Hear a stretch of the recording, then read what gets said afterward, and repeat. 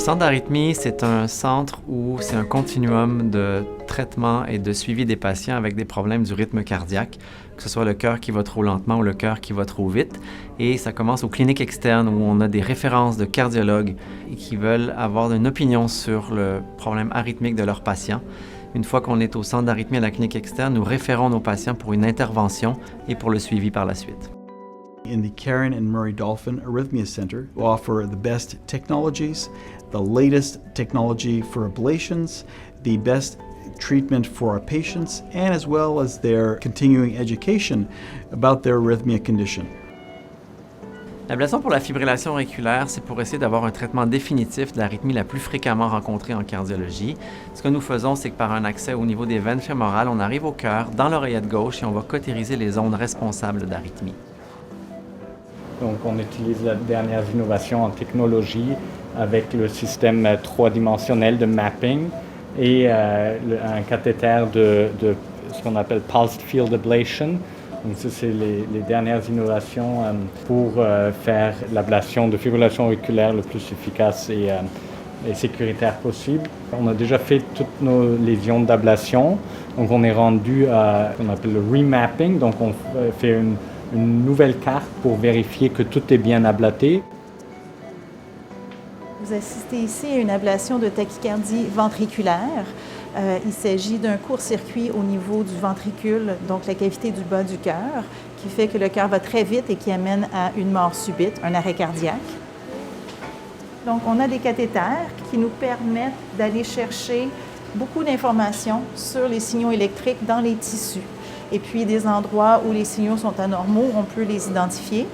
Donc, le patient, sous la table, il a des patchs. C'est un peu comme un système GPS. On va créer une carte de l'intérieur du cœur et on peut mesurer les signaux électriques partout où ils passent. Donc, on peut manipuler les cartes, aller chercher l'information. On voit qu'un des côtés du cœur est beaucoup plus sain, il est tout en mauve, alors que l'autre côté est tout rouge. La zone toute rouge, c'est la zone qui a subi l'infarctus ou la crise cardiaque. Et puis, nous réalisons des ablations. Donc, on brûle les cellules qui sont responsables du court-circuit. On peut le faire avec différentes technologies, le chaud, le froid. Ici, on le fait avec le froid. Et tout se fait dans une salle de procédure comme ça en quelques heures. Il y a 40 à 50 ans, la majorité des enfants qui sont nés avec des malformations cardiaques sévères du cœur décédaient à l'âge pédiatrique. Maintenant, la grande majorité des enfants qui ont des malformations sévères se rendent jusqu'à l'âge adulte. Donc, on a une nouvelle population de survivants avec des malformations cardiaques sévères. À l'Institut de cardiologie, ici, on a développé des expertises particulières dans ce domaine-là pour pouvoir traiter les arythmies chez ces cas complexes. La salle stéréotaxis a été construite pour ces patients-là. La salle a une table de fluoroscopie habituelle. De chaque côté de la table, il y a 2 gros aimants. Puis pendant la procédure, on peut rapprocher ces aimants-là pour créer un champ magnétique autour du thorax du patient. Puis ce champ magnétique nous permet de guider des cathéters qui sont très souples avec des aimants. Ça nous permet de faire des multiples angles de cathéters de 90 degrés, de passer à travers une valve, de passer par des conduits, ce qui n'est pas faisable de façon manuelle, parce manuellement, on est limité par la forme des cathéters. Donc cette salle-là est devenue vraiment une référence au point de vue national. Il n'y a pas d'autres salles qui existent comme ça au Canada. Et donc, on traite des patients pas juste à travers le Québec qui ont des malformations cardiaques, mais à travers toutes les provinces du Canada. Et on reçoit même des références internationales. Travailler à l'Institut de cardiologie, c'est d'abord et avant tout avoir l'occasion de travailler avec une équipe motivée, dynamique, talentueuse. Mais c'est aussi avoir la chance d'avoir accès aux soins qui sont à la fine pointe de la technologie en tout temps pour nos patients. Par exemple, on est capable d'implanter des pacemakers sans sonde, des pacemakers ventriculaires sans sonde, auriculaires ou les deux. On est capable d'implanter des pacemakers physiologiques, donc en stimulant le réseau de conduction du cœur du patient, soit la branche gauche le plus souvent. On est en mesure d'implanter des défibrillateurs sans sonde, des défibrillateurs extravasculaires, toutes sortes de technologies qui sont à notre portée parce qu'on a l'expertise puis les ressources nécessaires ici à l'Institut pour traiter les patients en fonction de leurs besoins. Le programme d'extraction ou d'exérèse de sondes de pacemaker ou de défibrillateur, c'est justement enlever les sondes quand elles sont dysfonctionnelles, quand elles gênent, quand elles sont affectées. Ça a des procédures où on va utiliser des systèmes de laser pour venir enlever toutes les adhérences qu'il y a autour des sondes de pacemaker et de défibrillateur.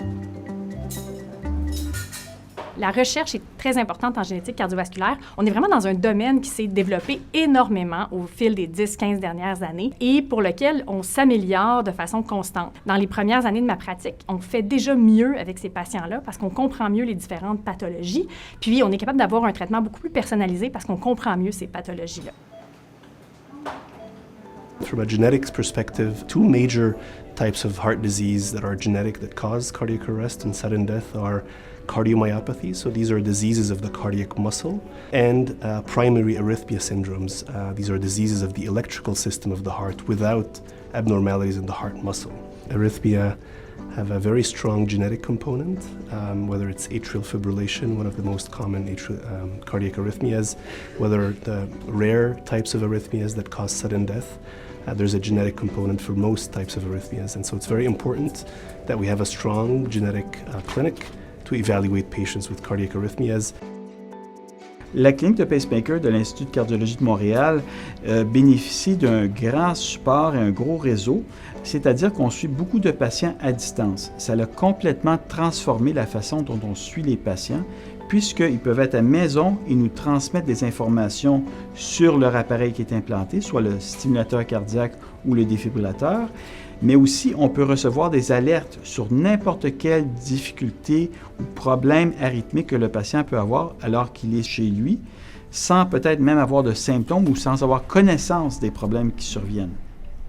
L'avantage qu'on a, c'est qu'effectivement, comme on a accès à toutes les plateformes, on est capable de choisir quel est le meilleur traitement pour tel type de patient, et c'est en fonction des caractéristiques du patient. Quel type d'arythmie il a, quel type de défibrillateur lui convient le mieux, quel type de pacemaker lui convient le mieux. On a accès à ce qu'il y a de mieux pour le patient. C'est l'avantage d'être traité à l'Institut de cardiologie de Montréal.